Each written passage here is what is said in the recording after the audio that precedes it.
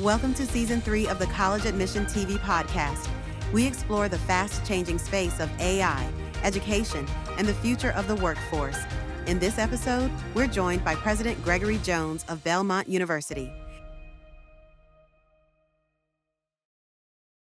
Well, to our listeners, welcome to this episode of AI Education and the Future of Workforce. Today we have a very special guest with us, the president of Belmont University in Nashville, Tennessee. President Jones, welcome. Thank you. It's a great joy to be with you. Fantastic. I'm going to give a little background about yourself and the university and what the focus is. So you are a Christ Center University for the 21st century. Under your leadership, Belmont has expanded into fields like medicine, law, architecture, and AI, while staying deeply rooted in your character as a university. And you have an illustrious career. You had a leadership in Duke, in Baylor. You work a lot in traditional innovations and really leading institutions into the future. And Belmont is one of the most popular universities, certainly top 3, if not top 2 in Tennessee. So congratulations on all the success. Well, thank you. It's a great joy to be able to serve Belmont and to be in Nashville. Fantastic. So I like to start with the obvious question, okay, which is, how do you think AI is going to actually change the future of workforce? Well, it's changing every vocation and every field pretty rapidly indeed. And so I think that the notion that it might affect some but not all vocations is misguided. It's going to be a momentous change. And the key is, are we going to actually see it as a tool that can enhance our work and our humanity, or are we going to get stuck in reactive modes and try to resist dynamics related to it? Could you talk about this concept of redemptive use of AI? And what do you mean by that? Well, it's to say that AI is a tool, and we want to put it to use to really focus on how we can be more human rather than less. If we see it as a master of us or as something to fear, the way Luddites have feared technology in the last 2 centuries, but there have been always reactions to advances in technology, rather than recognizing them as tools that can enhance our humanity. And so to have a redemptive approach is to say, as rooted in our faith, we want to be both high tech and high touch.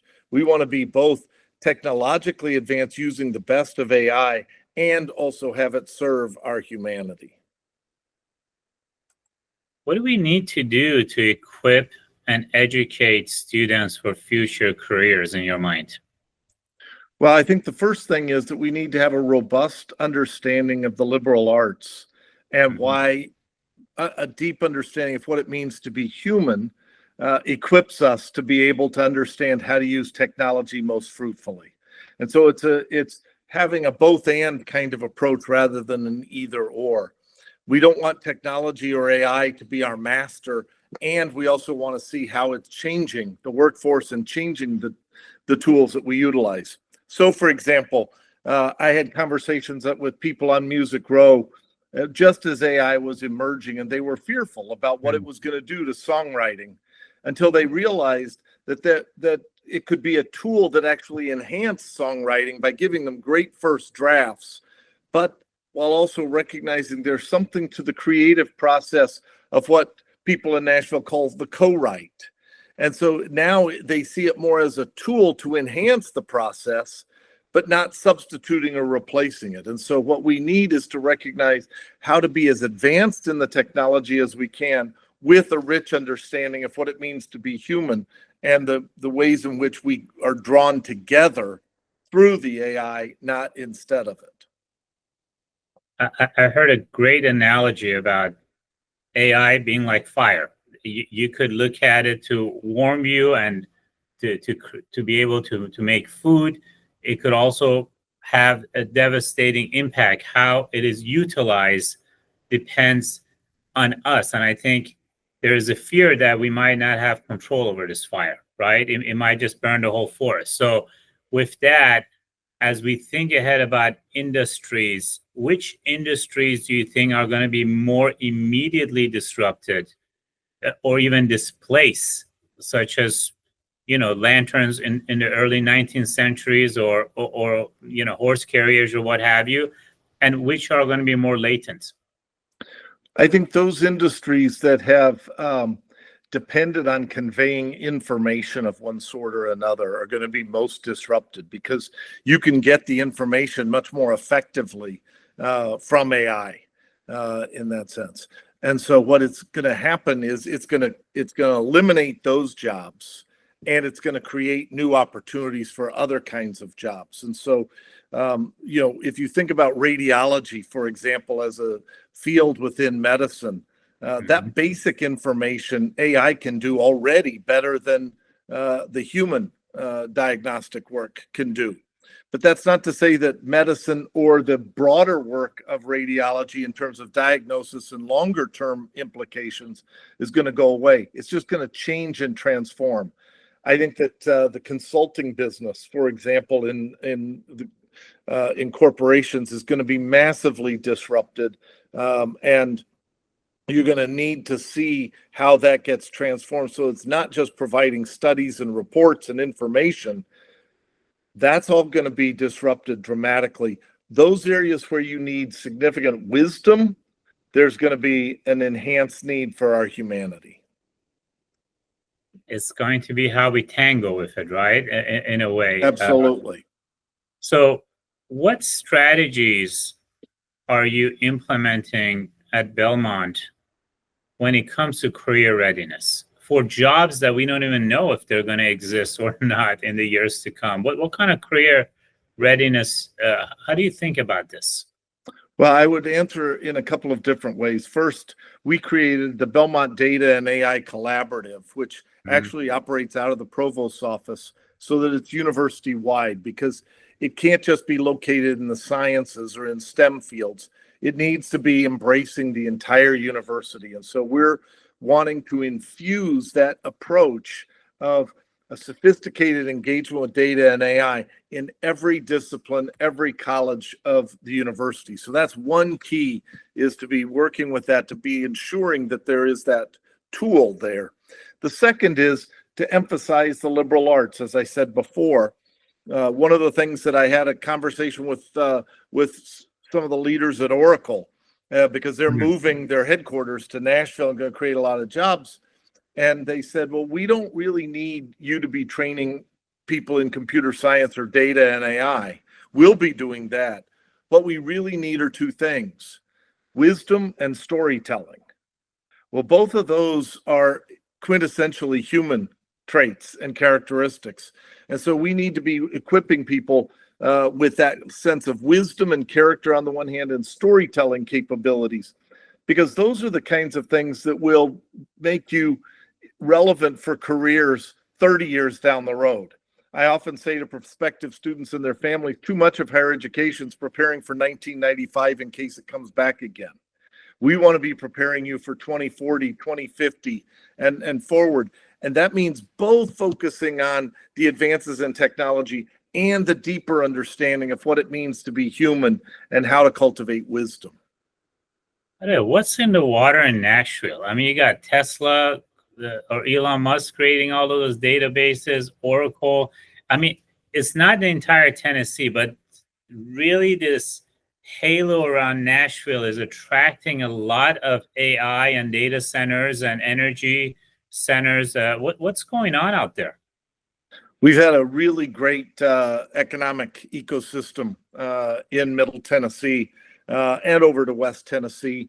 It's a combination of a state with low taxes and no income tax, with a really vibrant creative sector in Middle Tennessee. It's often been associated with music and entertainment, but it's also been healthcare significantly. And as healthcare has advanced into AI and technology, that's also driven an awful lot of the energy. in the community. People don't really realize that while we're known as Music City, healthcare is actually about 5 or 6 times the revenue as music and entertainment in Middle Tennessee. Certainly, you have some of the biggest healthcare providers in the country out there. And to that point, let's talk about the barriers of AI. So we know with healthcare, you have HIPAA, you have SEC regulations in financials, and slew of other regulations in different industries. What barriers do you see for AI taking hold? That kind of the whole latent, like there's still a lot of legality. It's not wild west in every field when it comes to AI.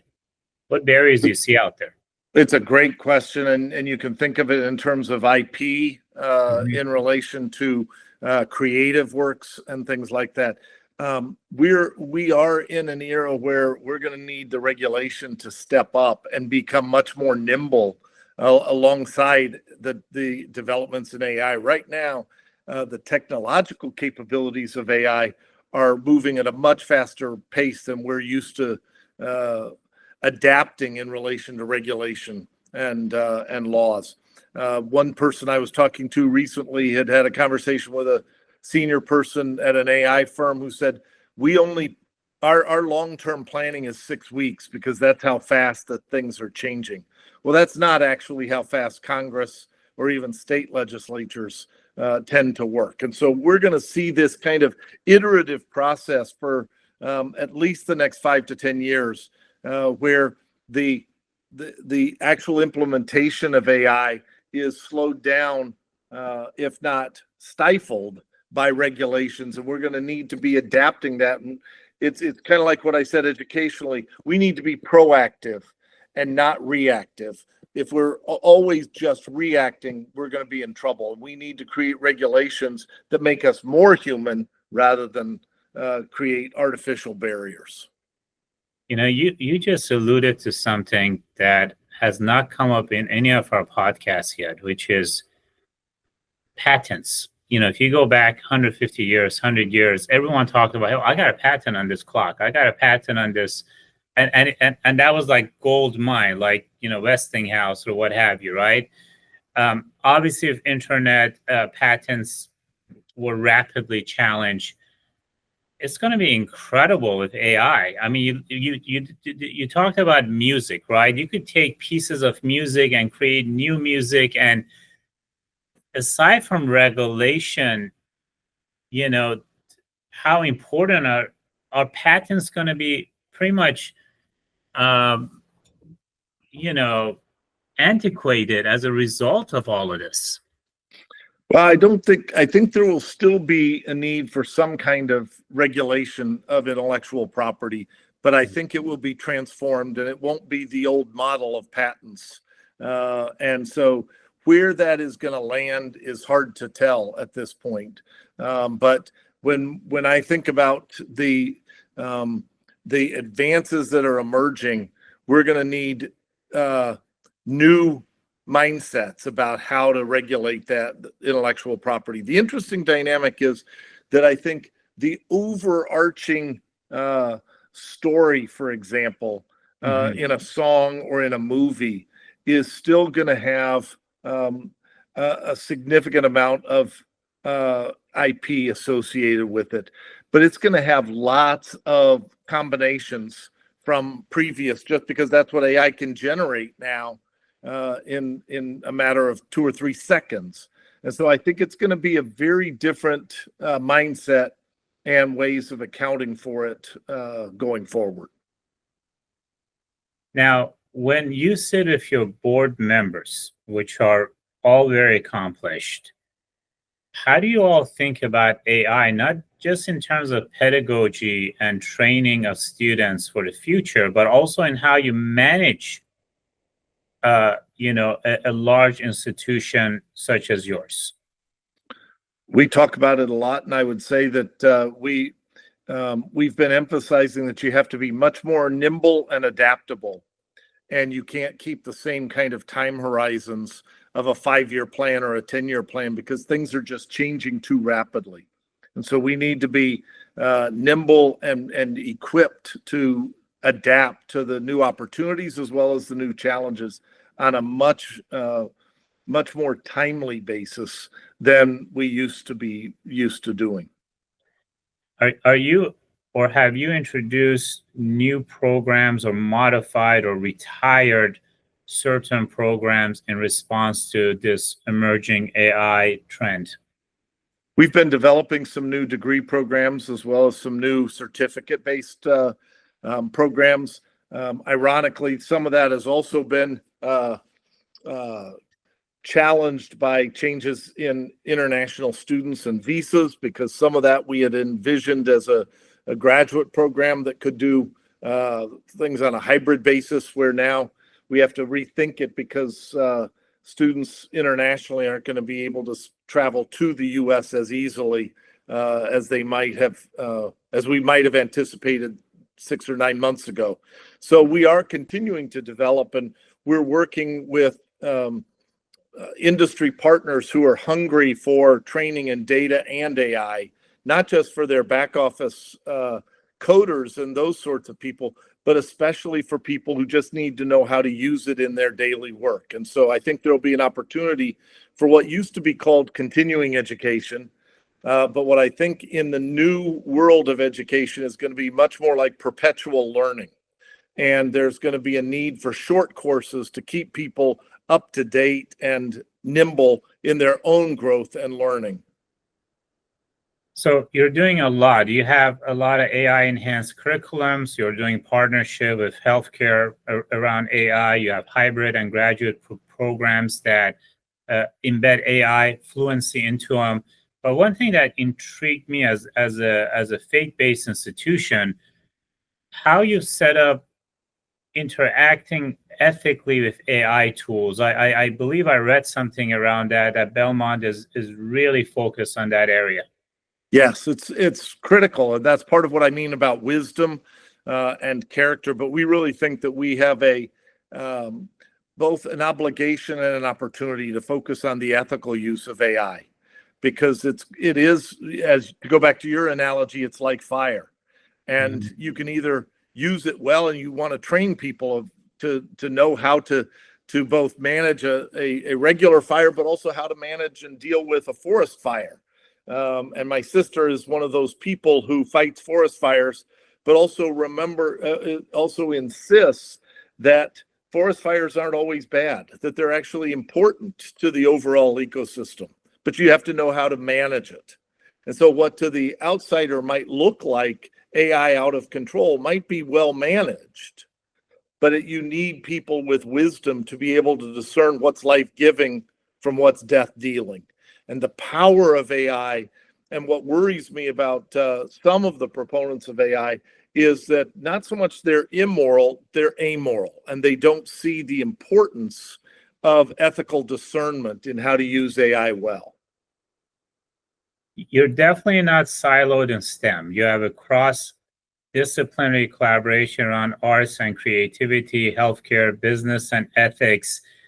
To me, when I look at traditional books by old philosophers, whether it's Kant or Hume or Berkeley, that discussion a century and a half ago or 2 centuries ago was around, the ethics of science and, human will versus not having human will. This has been now reincarnated because now we are the creator of an intelligence that we've never kind of faced before, right? So how do we control this new power to actually get us to the next? So I think there's going to be some interesting liberal arts discussion. So this is where I'm going with this. What role will liberal arts education play? If you are a political science, history, philosophy major, what is going to be your role in the future of this new world of ours? It's going to be absolutely crucial. And that's why I keep using the word wisdom, which is very different than information or knowledge, because it's getting to the deeper understanding about what's a wise use of power, what's a wise use of technology, those sorts of dimensions. If you look over the course of human history, going back to the invention of fire, to the invention of papyrus, to the printing press, they typically raise deep and fundamental questions that can either be seen as a threat or as an opportunity. And I think we're going to need the best liberal arts education in order to address those questions well and to lean into the deeper understandings. What does it mean to be human? That's a question that goes back centuries. And, Psalm 8 in the Bible says, what is man that thou art mindful of him? And so that question is a deep and abiding question. And this presents new challenges as well as new opportunities to address it. What we can't have is either just an education that's focused only on technology or on skills, nor one that ignores those advances in technology and the need for new skills. We need a both-and approach. Well, there's a sense of, neoliberalism in terms of work. That means you go to education to get a job. A lot of what we've done historically has been education has been the foundation of democratic value, of nurturing minds and what have you. Where are going to be the jobs for someone who is a humanities major? I mean, what's going to happen to their jobs in the future?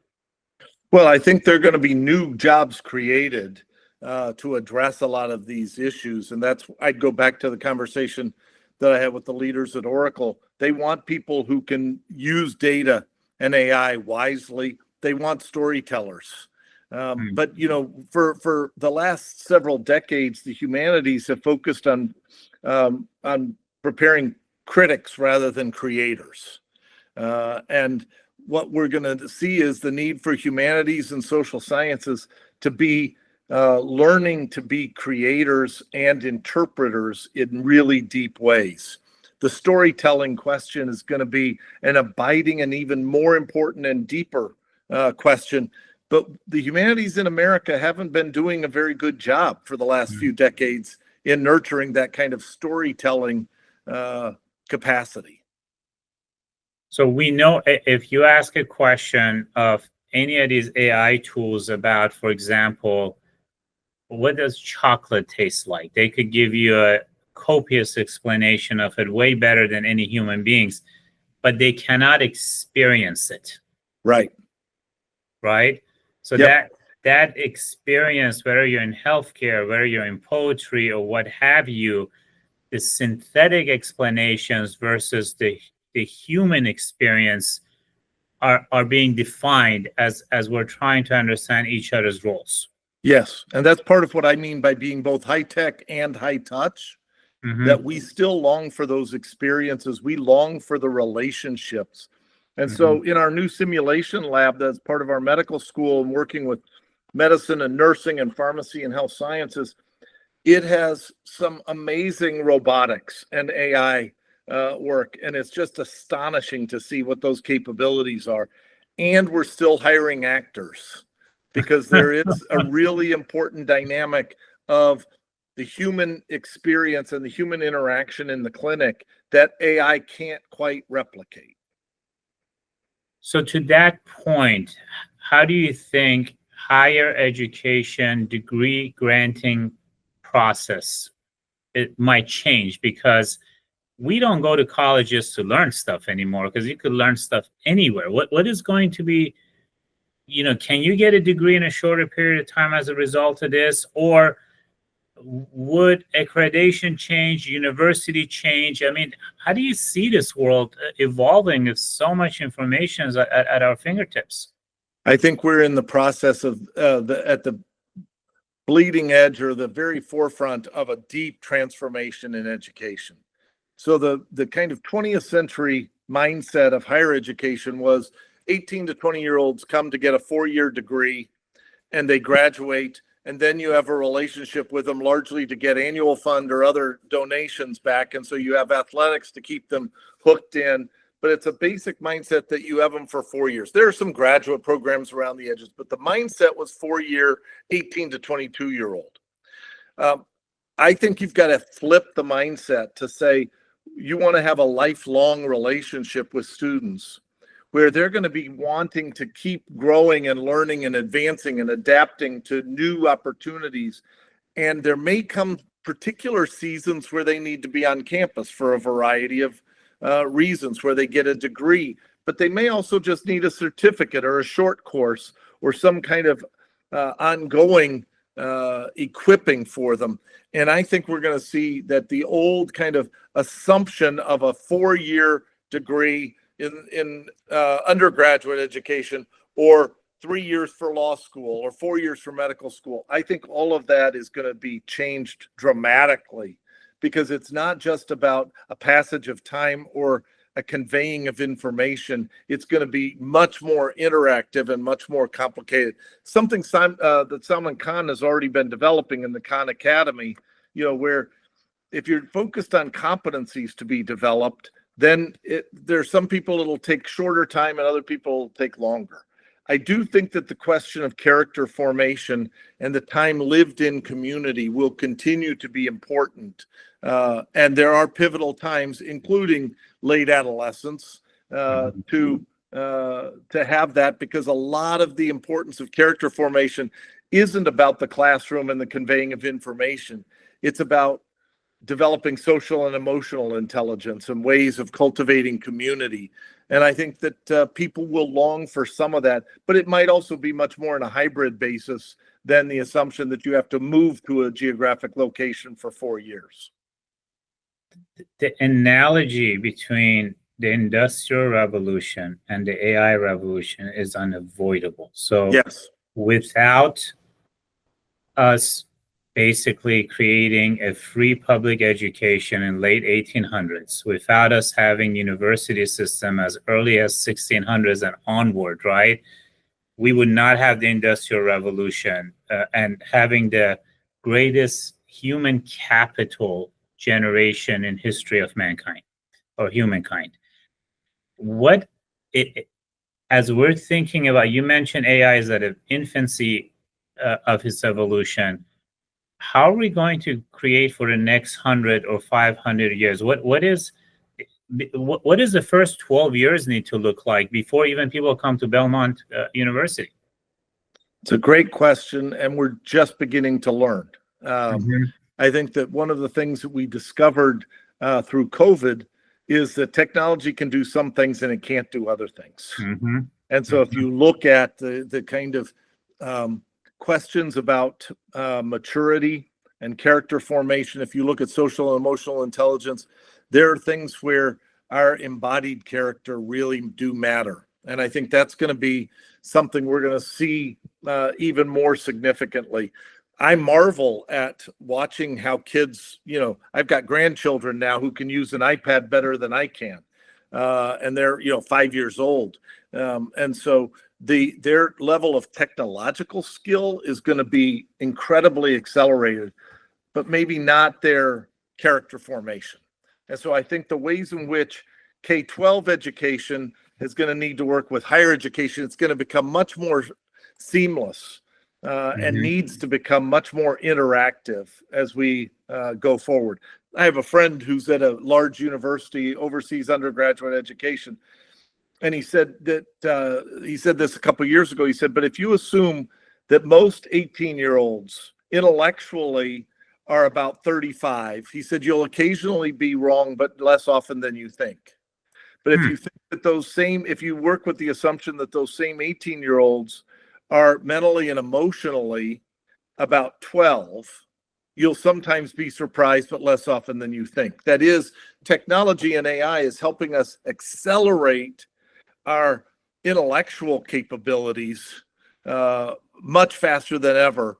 And yet it's also tempting us to slow down our mental and emotional and spiritual life and formation. And so closing that gap is going to be an increasingly important task for education, from preschool all the way through higher education. Of course, the worrisome right now is the run rate for us to be able to. People are living much longer. They're working well into their 80s now.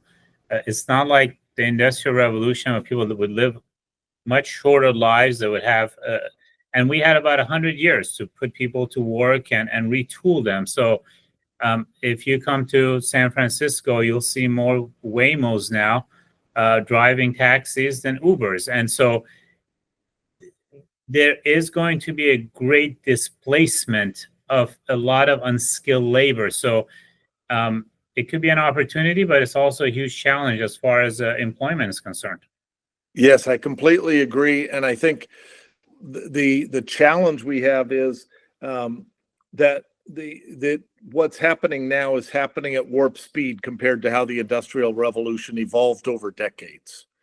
And as human beings, we're not really equipped to adapt and to experiment and scale experiments as quickly as we're going to need to do so. So if you think about the evolution of education or of higher education, we're going to need to do things in a span of 3 to 5 years that we used to wait and take 20 to 30 years to do. And that's going to be the biggest challenge. I tend to be optimistic on the potential for us to adapt to that displacement and the new kinds of jobs that will emerge. But I'm very worried about the time that we're used to doing that work and whether we can adapt as quickly as we're going to need to. Last question for you in terms of how is all of this impacting your leadership style and management of a very complicated institution with AI in mind? It's a great question. I think the good news for me is that I've always been someone who is pretty nimble and likes to adapt. And so it fits my leadership style. It has meant that I've had to spend a lot more time coaching people to say, we don't have a year to work on this. We have 3 months, 2 months. And so what I've needed is to realize that the pace of change that I need to work with, I still have to acknowledge that people can't move too quickly because that will be disorienting in and of itself. But I need to keep that the temperature of change at a reasonable level, that it's not too hot, but neither is it too cold. So it fits me, but I've had to really pay a lot more attention to not disorienting or overwhelming people with the importance of adaptation, but nonetheless acknowledging that we don't have time to waste, nor can we just kind of think it's an option for the future. We can't just say, it's okay if you don't like AI, just go back to your class as usual. We have to be adapting and we have to be moving. And so I'm spending a lot more time thinking about change management and how to persuade people of experiments and then scaling those experiments as best we can. President Jones, it's been a pleasure. Thank you. Likewise, I've enjoyed it. Great questions, important topics. Appreciate it. We hope you enjoyed this episode of the College Admission TV Presidential Podcast. Stay tuned for our next episode, where we'll bring you another insightful conversation with a distinguished leader in higher education.